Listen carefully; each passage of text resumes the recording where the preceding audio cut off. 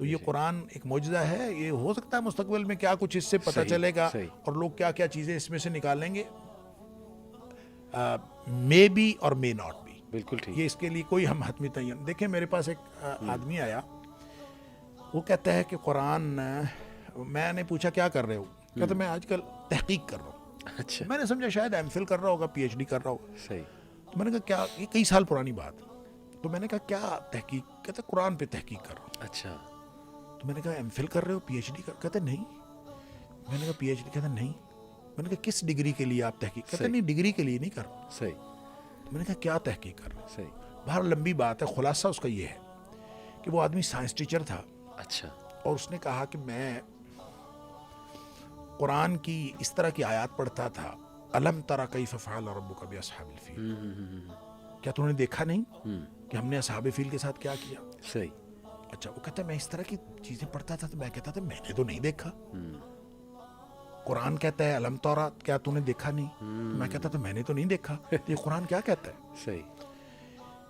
پھر وہ کہتا ہے اس نے نا اپنا جو بی ایس ایڈ کا تھیسس لکھا تھا نا, اس نے قرآن کی 5 پیشین گوئیاں جو مستقبل میں وقوع پذیر ہونے کا امکان تھا, اس نے اس پر لکھا تھا. اور اس نے کہا, چونکہ سائنس ٹیچر تھا, وہ سائنٹیفکلی سوچتا تھا, اس نے اس کو بھی جو قرآن پاک میں ہے نا الذی جعل لکم من الشجر الاخضر نارا, کہ اللہ نے تمہیں یہ سرسبز درخت سے آگ پیدا کی, تو کہتا تھا یہ بھی پیشین گوئی ہے, یہ مستقبل میں وقوع پذیر ہوگی.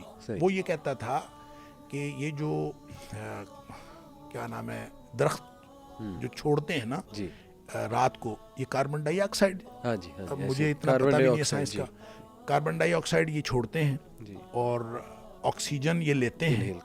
اور کاربن ڈائی آکسائڈ جو ہے یہ اگر کاربن مونو آکسائڈ بن جائے تو وہ برننگ گیس ہے. جی ہاں, جی ہاں. اچھا, اس طرح کا کوئی اس نے مجھے بتایا, وہ برننگ گیس ہے. آگ بھی لگ جاتی ہے. اچھا, وہ یہ کہتا ہے کہ یہ جو ہے نا, اگر وہ کہتا ہے اس کا مطلب یہ ہے کہ آئندہ یہ ہوگا کہ پیوند کاری کے ذریعے سے ایسے درخت پیدا ہو جائیں گے کہ دیکھیں ایک انٹرپریٹیشن تو اس کی چکماک کا درخت ہے تو اس کی ٹہنیاں رگڑیں تو آگ پیدا ہوتی ہے. صحیح.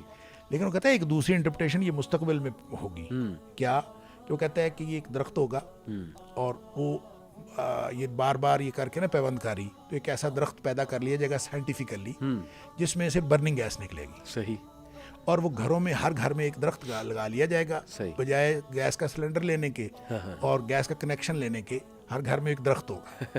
اور اس درخت کے تنے میں جو ہے نا وہ پائپ لگا ہوا ہوگا. اچھا. اور اس میں سے جو ہے گیس نکل رہی ہوگی, اور یہ الذی جعل لکم من الشجر الاخضر نارا, اور یہ اس میں سے آگ نکل رہی ہوگی, اور کہتے ہیں مستقبل میں وقوع پذیر. اچھا, اس طرح کی اس نے بڑی مطلب حیران کن قسم کی باتیں. اچھا, وہ یہ کہتا ہے کہ میں یہ سوچا کرتا تھا, تو ایک دن میں گیا سائنس میوزیم. تو سائنس میوزیم میں کہتے ہیں ایک جگہ لکھا ہوا کہ اپنی آواز کی تصویر دیکھیں. تو کہتے ہیں میں نے کہا یہ کیا, اپنی آواز کی تصویر دیکھیں؟ تو کہتے ہیں میں نے وہاں ایک مائک لگا ہوا تھا, اس میں بولا اور سامنے ایسے تصویر آنا شروع ہوئی. وہ تھا کیا کہ انہوں نے صرف وہ اس کو جو ہے نا پانی کے اوپر سلیٹس رکھی ہوئی تھی, تو وہ آواز کی وجہ سے اس میں وائبریشن پیدا ہوتی تھی, اور اس کے نیچے لائٹ لگائی ہوئی تھی. صحیح. اور وہ سامنے اس کی جو ہے نا وہ روشنی پڑتی تھی. صحیح. تو وہ سمپل سا ایک کنیکشن تھا. وہ کہتا کچھ بھی نہیں تھا, میں بولتا تھا تو اس میں سے وہ لہروں کی وجہ سے وہ ایک روشنی, تو کہتے تھے آواز کی تصویر. لیکن کہتا اس سے مجھے آئیڈیا پیدا ہوا. کہتا مجھے آئیڈیا یہ پیدا ہوا کہ جتنے انرجیز ہیں, انرجی کی جتنی بھی قسمیں ہیں, یہ ساری باہم انٹرچینجیبل ہیں. یہ بالکل ایک دوسرے میں تبدیل ہو جاتی, law of conservation of energy, بڑا سمپل تبدیل ہو جاتی. لہذا وہ کہتا میں سوچنا شروع ہو گیا کہ اگر یہ جو ساؤنڈ انرجی ہے یہ وی این انرجی میں چینج ہو جائے تو پھر کیا ہوگا. صحیح.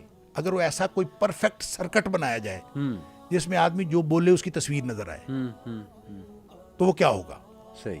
اس پر پھر وہ کہتا ہے میں نے قرآن کو پڑھا تو مجھے قرآن میں سے 370 آیات ملی. اچھا. کہ جس سے مجھے یہ سمجھ آئی کہ جب آدمی عام گفتگو کرتے ہوئے اس میں بولے گا جی, تو اس کی تصویر پرفیکٹ سرکٹ میں بھی ٹھیک نہیں آئے گی. لیکن جب وہ قرآن پڑھے گا تو اس کی تصویر بالکل صحیح آئے گی. اچھا.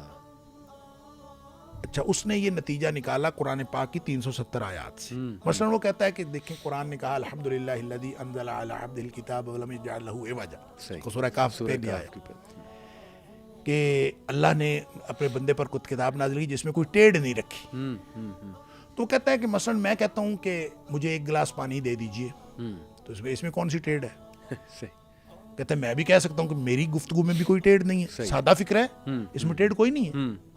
تو کہتا ہے اصل میں اس کا تعلق اس تصویر کے ساتھ ہے کہ میں اگر کہوں کہ مجھے ایک گلاس پانی دے دیجئے, اس میں کہوں اس سرکٹ کے اندر اس کی جو تصویر آئے گی وہ ٹیڑھی میڑھی ہوگی. دنیا کی ہر زبان کی ہر بات کی تصویر ٹیڑھی میڑھی ہوگی سوائے قرآن کے.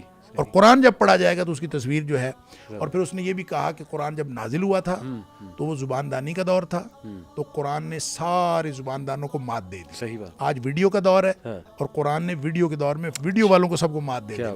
اچھا یہ اس کی اب اندازہ کریں, میں تو وہ سوچ کے اور اس کی باتیں سن کے حیران ہوں.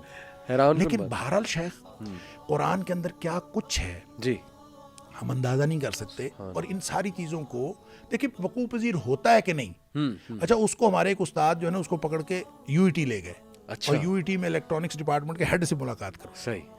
اور انہوں نے بھی اس کی باتیں سن کے ان کا جی یہ جو بات کرتا ہے نا بہرحال ایسا سرکٹ بن جائے تو ہوگا صحیح کچھ نہ کچھ, وہ ہوگا جو یہ کہہ رہا ہے, کچھ اور ہوگا ہمیں نہیں پتا. لہٰذا اس طرح کی اتنی باتیں ہیں قرآن کے بارے میں, وہ ہو بھی سکتا ہے, مے بی اور مے ناٹ بی. میں جو سمجھا اب تک شیخ آپ کی بات سے تھوڑا مجھے correct me if I am wrong, کہ اگر ایک بندہ اس کو مین مقصد کو ہی سمجھتا ہے, مین مقصد, اور اسی کو لے کر چلتا ہے کہ ہاں ہدایت ہی ہے اس کا مقصد, متشابہات کے رولز بھی سمجھتا ہے, تو ویسے ڈسکشن کے طور پہ کچھ حیران کن فیکٹس بتائے, لیکن ساتھ یہ کہہ دے کہ یہ پاسبلٹی ہے, بالکل ضروری نہیں کہ ایسا ہو. دیکھیں وہ جو واقعہ آپ نے ڈاکٹر محمود غازی اکثر بیان کیا کرتے تھے ڈاکٹر حمید اللہ کا, جو پیرس والے ڈاکٹر حمید اللہ مرحوم, شاید آپ نے سنا ہو وہ واقعہ. یہ ڈاکٹر محمود غازی نے اپنے محاضرات میں بھی یہ واقعہ لکھا. صحیح. وہ کہتے ہیں ڈاکٹر حمید اللہ چونکہ فرانس میں تھے, اور وہ کہتے ہیں میں فرانس میں جتنا عرصہ رہا اوسطاً 2 لوگ روزانہ مسلمان ہوتے رہے.